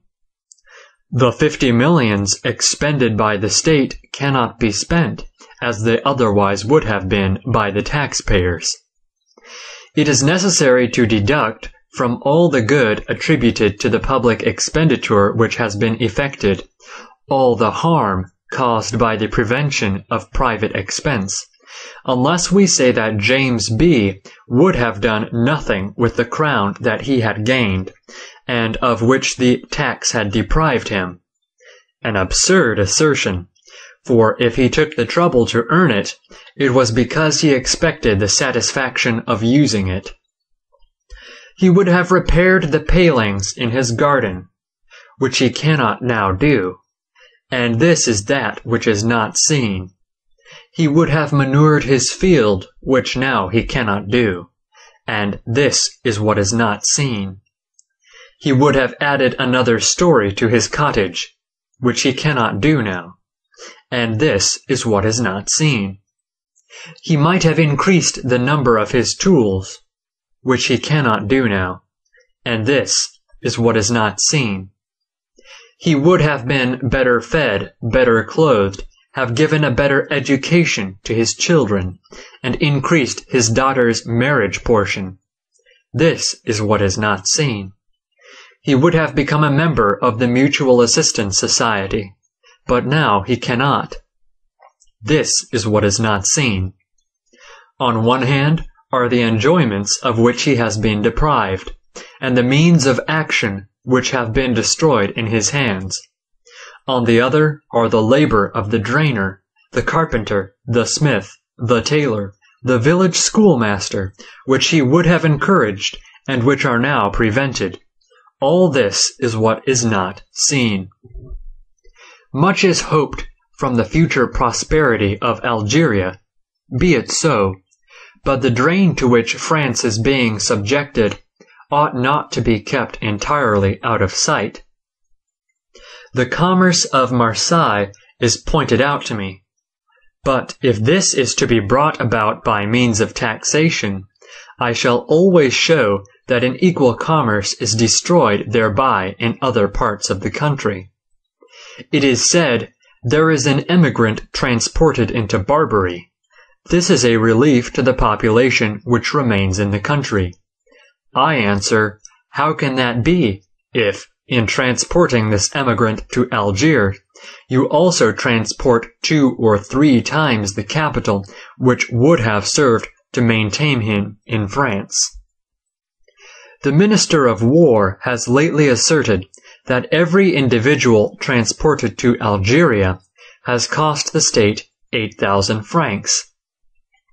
Now it is certain that these poor creatures could have lived very well in France on a capital of 4,000 francs. I ask how the French population is relieved when it is deprived of a man and of the means of subsistence of 2 men. The only object I have in view is to make it evident to the reader that in every public expense, behind the apparent benefit, there is an evil which it is not so easy to discern. As far as in me lies, I would make him form a habit of seeing both, and taking account of both. When a public expense is proposed, it ought to be examined in itself, separately from the pretended encouragement of labor which results from it, for this encouragement is a delusion. Whatever is done in this way at the public expense, private expense would have done all the same. Therefore, the interest of labor is always out of the question. It is not the object of this treatise to criticize the intrinsic merit of the public expenditure as applied to Algeria, but I cannot withhold a general observation. It is that the presumption is always unfavorable to collective expenses by way of tax. Why? For this reason. First, justice always suffers from it in some degree. Since James B. had labored to gain his crown in the hope of receiving a gratification from it, it is to be regretted that the Exchequer should interpose and take from James B. this gratification, to bestow it upon another. Certainly it behooves the Exchequer, of those who regulate it, to give good reasons for this. It has been shown that the state gives a very provoking one, when it says, "With this crown I shall employ workmen." For James B., as soon as he sees it, will be sure to answer, "It is all very fine, but with this crown I might employ them myself." Apart from this reason, others present themselves without disguise, by which the debate between the Exchequer and poor James becomes much simplified. If the state says to him, "I take your crown to pay for the gendarme, who saves you the trouble of providing for your own personal safety, for paving the street which you are passing through every day, for paying the magistrate who causes your property and your liberty to be respected, to maintain the soldier who maintains our frontiers," James B., unless I am much mistaken, will pay for all this without hesitation. But if the state were to say to him, "I take this crown that I may give you a little prize in case you cultivate your field well, or that I may teach your son something that you have no wish that he should learn, or that the minister may add another to his score of dishes at dinner, I take it to build a cottage in Algeria, in which case I must take another crown every year to keep an emigrant in it, and another 100 to maintain a soldier to guard this emigrant, and another crown to maintain a general to guard this soldier, etc., etc." I think I hear poor James exclaim, "This system of law is very much like a system of cheat." The state foresees the objection, and what does it do? It jumbles all things together and brings forward just that provoking reason which ought to have nothing whatever to do with the question. It talks of the effect of this crown upon labor. It points to the cook and purveyor of the minister. It shows an emigrant, a soldier, and a general living upon the crown.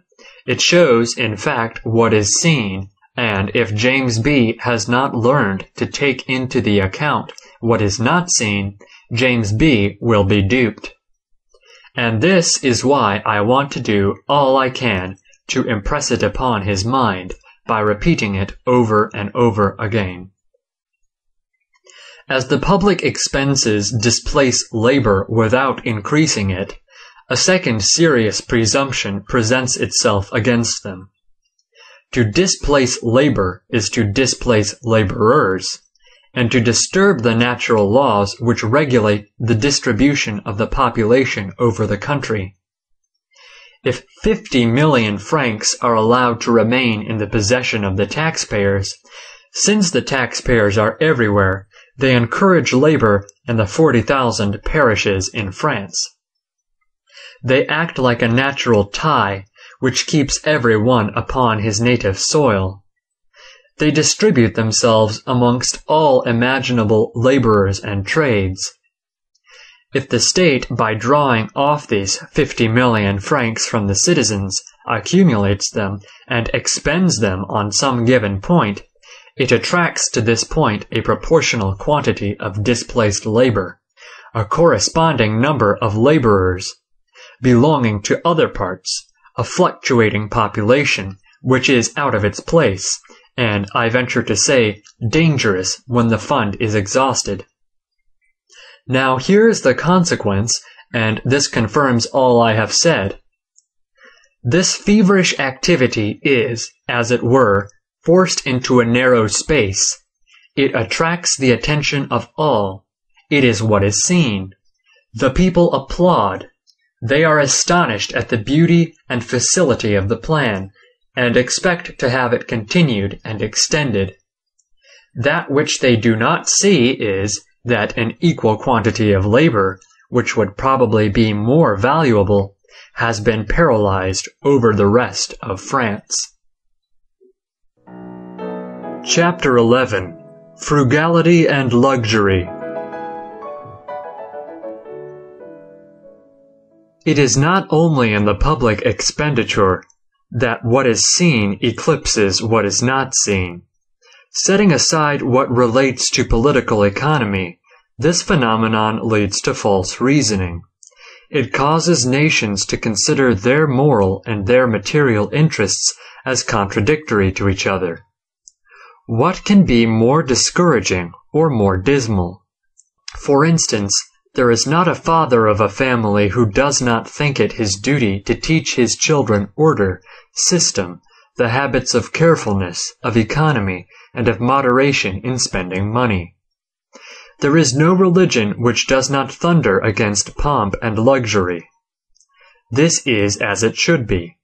But, on the other hand, how frequently do we hear the following remarks? To hoard is to drain the veins of the people. The luxury of the great is the comfort of the little. Prodigals ruin themselves, but they enrich the state. It is the superfluity of the rich which makes bread for the poor. Here certainly is a striking contradiction between the moral and the social idea. How many eminent spirits, after having made the assertion, repose in peace?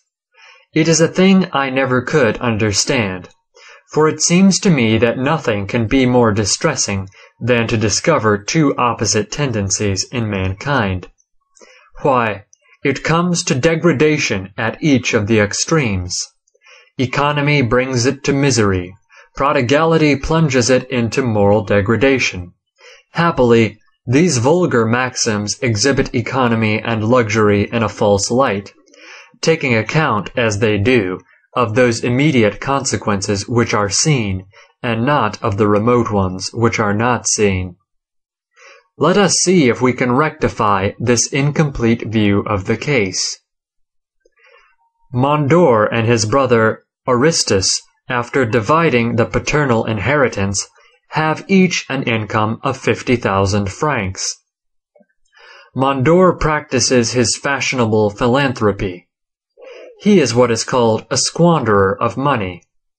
He renews his furniture several times a year, changes his equipages every month. People talk of his ingenious contrivances to bring them sooner to an end. In short, he surpasses the fast livers of Balzac and Alexander Dumas. Thus, everybody is singing his praises. It is, "Tell us about Mondor, Mondor forever. He is the benefactor of the workmen, a blessing to the people. It is true, he revels in dissipation, he splashes the passers-by.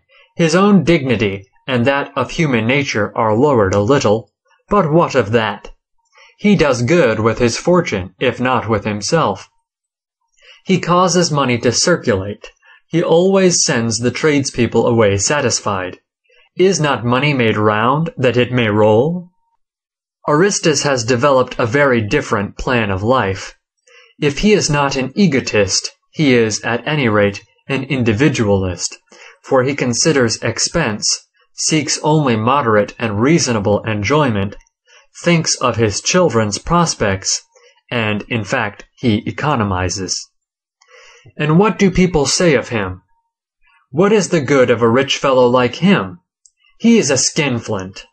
There is something imposing, perhaps, in the simplicity of his life, and he is humane, too, and benevolent, and generous. But he calculates. He does not spend his income.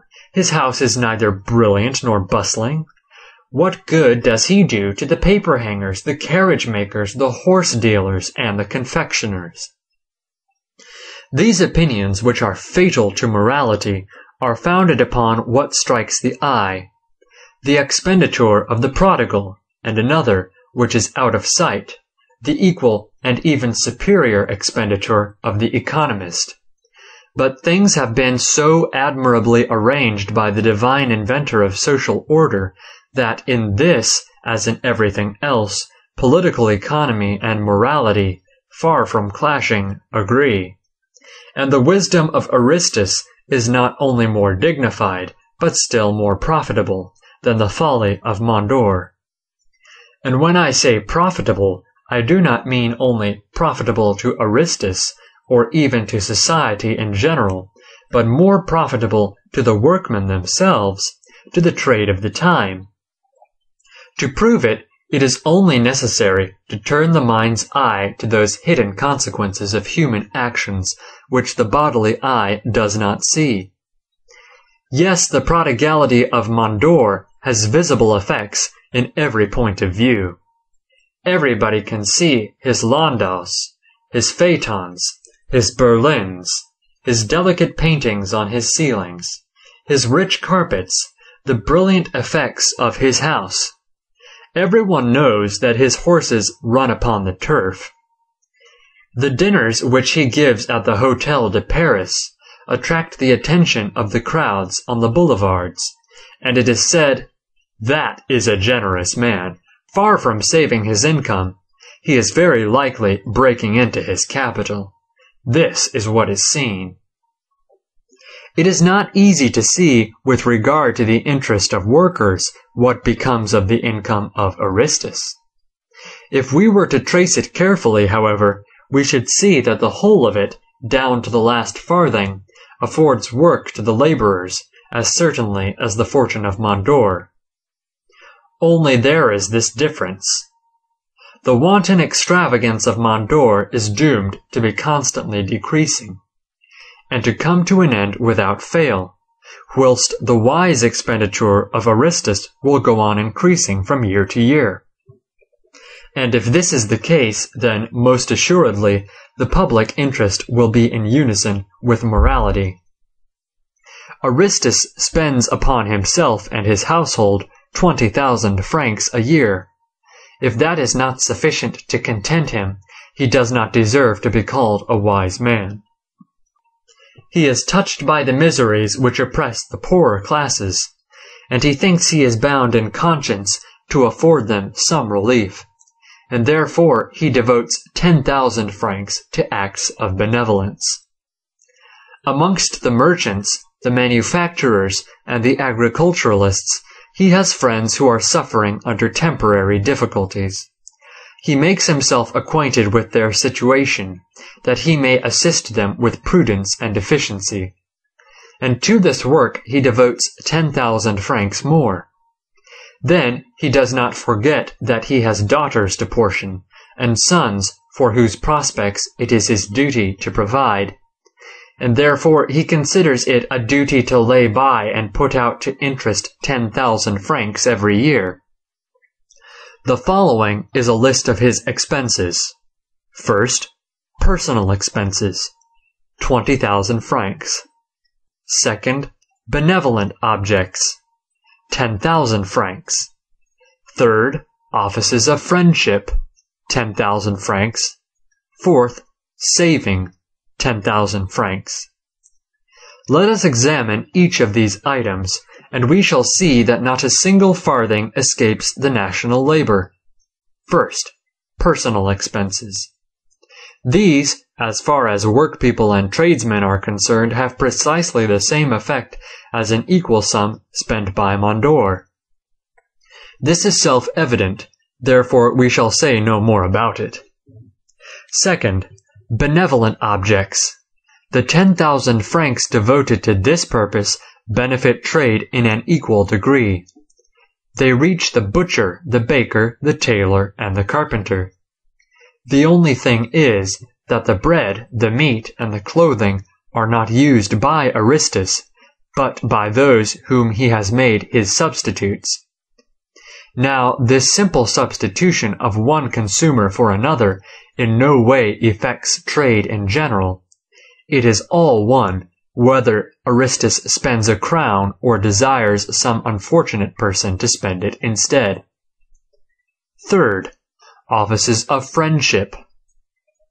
The friend to whom Aristus lends or gives 10,000 francs does not receive them to bury them. That would be against the hypothesis. He uses them to pay for goods, or to discharge debts. In the first case, trade is encouraged.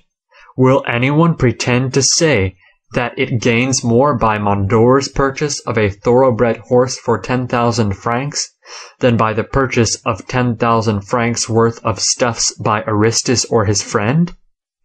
For if this sum serves to pay a debt, a third person appears, viz. the creditor, who will certainly employ them upon something in his trade, his household, or his farm. He forms another medium between Aristus and the workmen.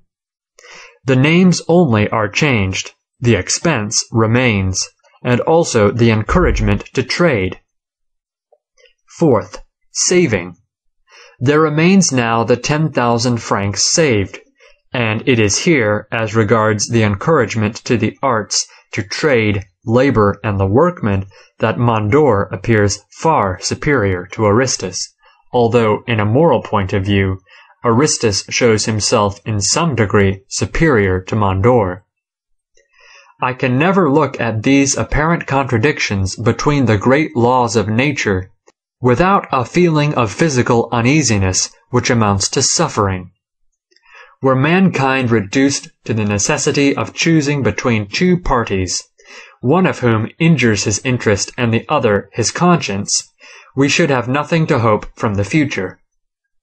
Happily, this is not the case, and to see Aristus regain his economical superiority, as well as his moral superiority, it is sufficient to understand this consoling maxim, which is no less true from having a paradoxical appearance.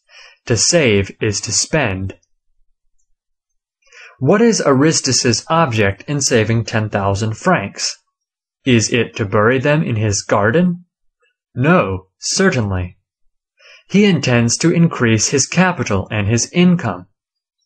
Consequently, this money, instead of being employed upon his own personal gratification, is used for buying land, a house, etc., or it is placed in the hands of a merchant or a banker. Follow the progress of this money in any one of these cases, and you will be convinced that through the medium of vendors or lenders, it is encouraging labor quite as certainly as if Aristus, following the example of his brother, had exchanged it for furniture, jewels, and horses. For when Aristus buys lands or rents for 10,000 francs, he is determined by the consideration that he does not want to spend this money. This is why you complain of him. But at the same time, the man who sells the land or the rent is determined by the consideration that he does want to spend the 10,000 francs in some way, so that the money is spent in any case, either by Aristus or by others in his stead.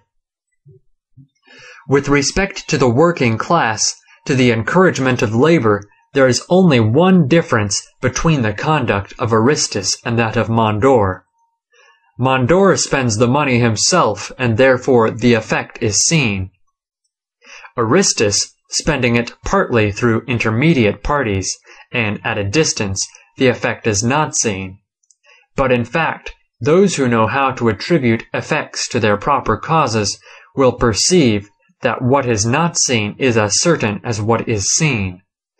This is proved by the fact that in both cases the money circulates, and does not lie in the iron chest of the wise mall, any more than it does in that of the spendthrift. It is therefore false to say that economy does actual harm to trade. As described above, it is equally beneficial with luxury. But how far superior is it if, instead of confining our thoughts to the present moment, we let them embrace a longer period? 10 years pass away. What has become of Mondor and his fortune and his great popularity? Mondor is ruined. Instead of spending 60,000 francs every year in the social body, he is perhaps a burden to it. In any case, he is no longer the delight of shopkeepers. He is no longer the patron of the arts and of trade. He is no longer of any use to the workmen, nor are his successors, whom he has brought to want. At the end of the same 10 years, Aristus not only continues to throw his income into circulation, but he adds an increasing sum from year to year to his expenses. He enlarges the national capital, that is, the fund which supplies wages, and as it is upon the extent of this fund that the demand for hands depends, he assists in progressively increasing the remuneration of the working class, and if he dies, he leaves children whom he has taught to succeed him in this work of progress and civilization. In a moral point of view, the superiority of frugality over luxury is indisputable. It is consoling to think that it is so in political economy to everyone who, not confining his views to the immediate effects of phenomena, knows how to extend his investigation to their final effects. Chapter 12. Having a right to work, having a right to profit. Brethren, you must club together to find me work at your own price. This is the right to work, i.e., elementary socialism of the first degree. Brethren, you must club together to find me work at my own price. This is the right to profit, i.e., refined socialism, or socialism of the second degree. Both of these live upon such of their effects as are seen. They will die by means of those effects which are not seen. That which is seen is the labor and the profit excited by social combination. That which is not seen is the labor and the profit to which this same combination would give rise if it were left to the taxpayers. In 1848, the right to labor for a moment showed two faces. This was sufficient to ruin it in public opinion. One of these faces was called national workshops, the other 45 cents. Millions of francs went daily from the Rue Rivoli to the national workshops. This was the fair side of the medal. And this is the reverse. If millions are taken out of a cash box, they must first have been put into it. This is why the organizers of the right to public labor apply to the taxpayers. Now, the peasants said, I must pay 45 cents. Then I must deprive myself of some clothing. I cannot manure my field. I cannot repair my house. And the country workman said, As our townsman deprives himself of same clothing, there will be less work for the tailor. As he does not improve his field, there will be less work for the drainer.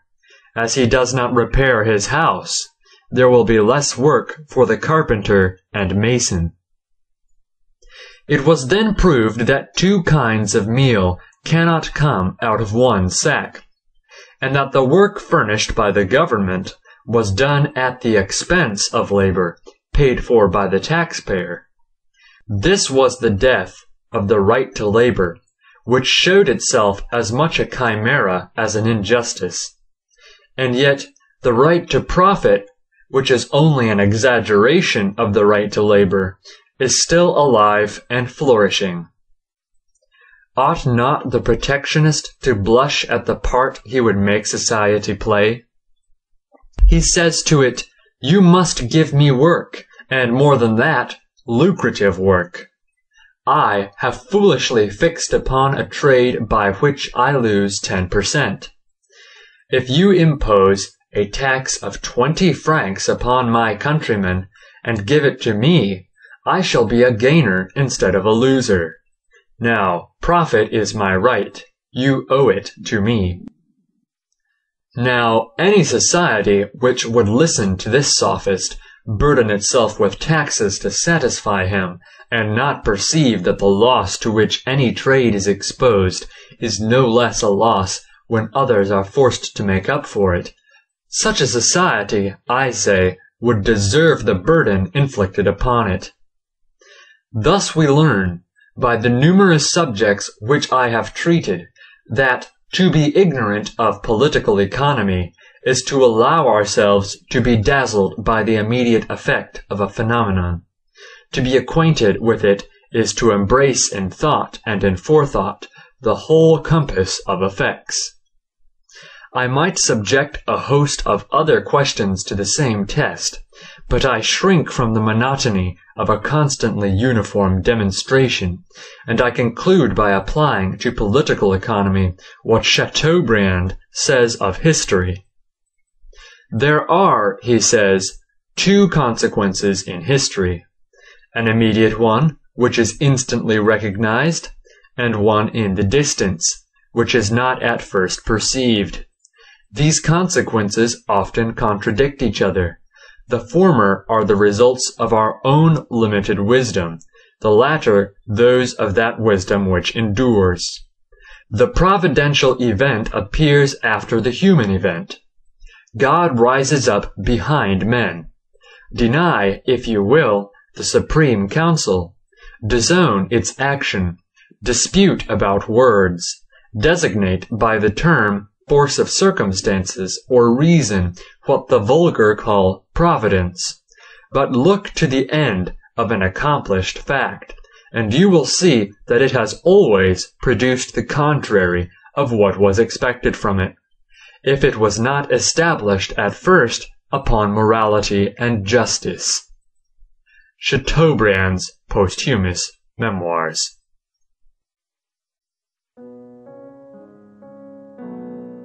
For more audiobooks and essays such as these, visit Mises.org at www.mises.org.